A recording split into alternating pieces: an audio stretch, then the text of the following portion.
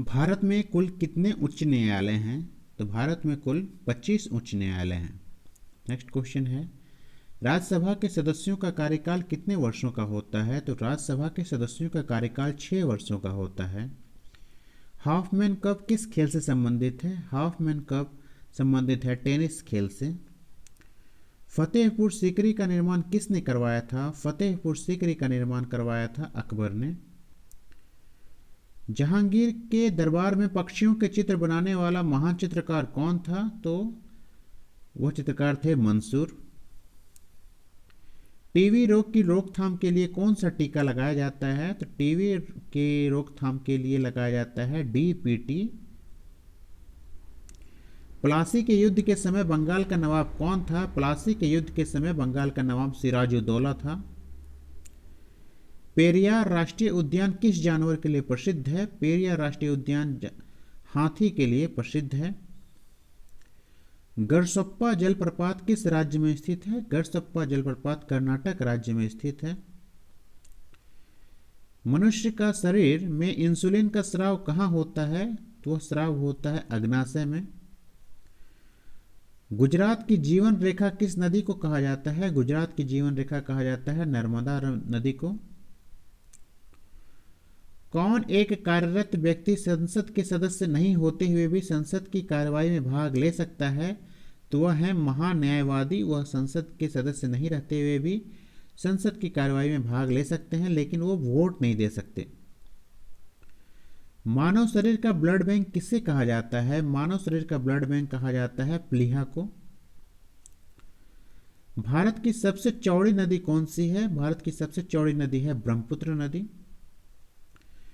अंतर्राष्ट्रीय मजदूर दिवस कब मनाया जाता है? तो वह 1 मई को मनाया जाता है। पेनिसिलिन की खोज किसने की थी? पेनिसिलिन की खोज ए फ्लेमिंग ने की थी। पोलियो रोग में शरीर का कौन सा अंग प्रभावित होता है? पोलियो में तंत्रिका तंत्र प्रभावित होता है। हैजा रोग किसके कारण होता है? हैजा रोग जीवाणु के कारण होता है।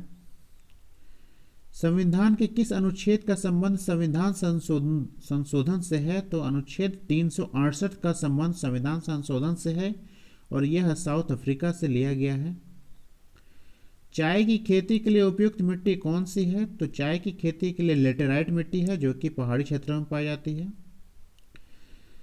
स्वतंत्रता प्राप्ति के समय भारतीय राष्ट्रीय कांग्रेस के अध्यक्ष कौन थे? तो वह थे जेबी कृपलानी।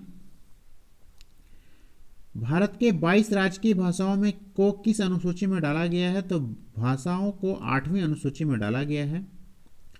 सत्यार्थ प्रकाश के लेखक कौन थे? सत्यार्थ प्रकाश के लेखक थे स्वामी दयानंद सरस्वती।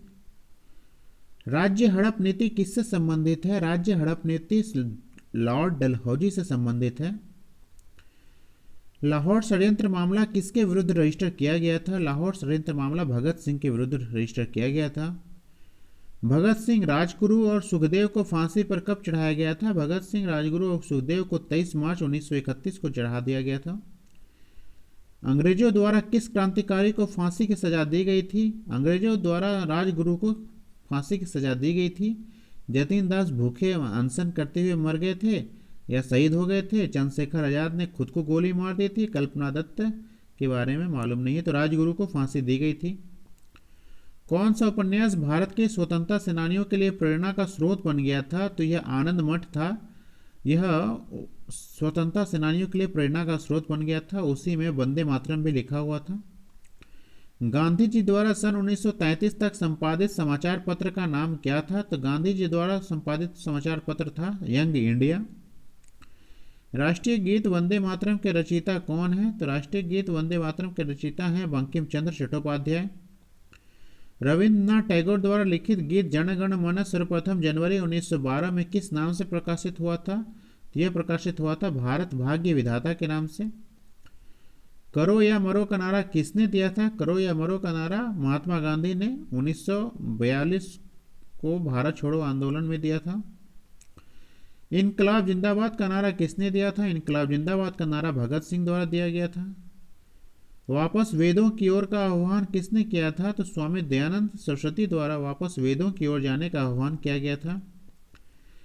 भारत में राष्ट्रीय आय का आकलन सबसे पहले किसने किया था? तो Dadabhai Naoroji, the great old man of India, ने राष्ट्रीय आय का आकलन सबसे पहले किया था। ब्रिटिश संसद का सदस्य बनने वाला पहला भारतीय कौन था? तो ये वही थे, Dadabhai Naoroji, the great old man of India थे। स्वराज मेरा जन्मसिद्ध अधिकार है और मैं इसे लेकर रहूंगा, यह नारा किसका था? तो यह लोकमान्य तिलक द्वारा कहा गया था। रामकृष्ण मिशन की स्थापना किसने की? तो स्वामी विवेकानंद ने रामकृष्ण मिशन की स्थापना की थी।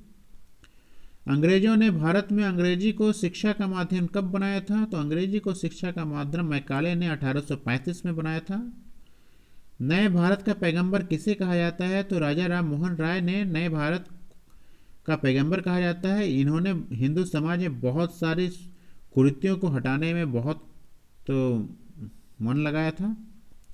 आर्य समाज के संस्थापक कौन थे? तो स्वामी दयानंद सरस्वती आर्य समाज के संस्थापक थे। किस जीव में पसलियों की संख्या सबसे अधिक होती है? तो मगरमच्छ में पसलियों की संख्या सबसे अधिक होती है। 43वां है, भारत के प्रथम गवर्नर जनरल कौन थे? तो लॉर्ड विलियम बेंटिक भारत के प्रथम गवर्नर जनरल थे। किस भारतीय राज्य पर कब्जा करने के लिए राज्य अपहरण या उपहरण नीति को नहीं अपनाया गया था? तो पंजाब को राज्य उपहरण नीति से नहीं अपनाया गया था, यह संधि हुई थी। टेलीग्राफ लाइन सर्वप्रथम कहां से कहां तक बिछाई गई थी? तो कलकत्ता से आगरा के बीच में टेलीग्राफ लाइन सर्वप्रथम बिछाई गई थी। भारतीय विश्वविद्यालय अनगिनत अधिनियम किसने पारित किया था? तो भारतीय विश्वविद्यालय अधिनियम लॉर्ड कर्जन ने पारित किया था। 47वां क्वेश्चन है, भारत का पहला भारतीय गवर्नर जनरल कौन था? तो पहला भारतीय गवर्नर जनरल थे सी राजगोपालाचारी, और यह अंतिम भारतीय गवर्नर जनरल भी थे। 48वां है, स्वतंत्र भारत का पहला गवर्नर जनरल कौन था? तो स्वतंत्र भारत का पहला गवर्नर जनरल सी राजगोपालाचारी लॉर्ड माउंटबेटन थे, जो कि विदेशी थे। 49वां क्वेश्चन है, भारतीय सिविल सेवा में अर्हता प्राप्त प्रथम भारतीय कौन थे? तो ये थे सत्येंद्र नाथ टैगोर। और आज का अंतिम क्वेश्चन है, सिंधु घाट नदी का उद्गम स्थल कौन है?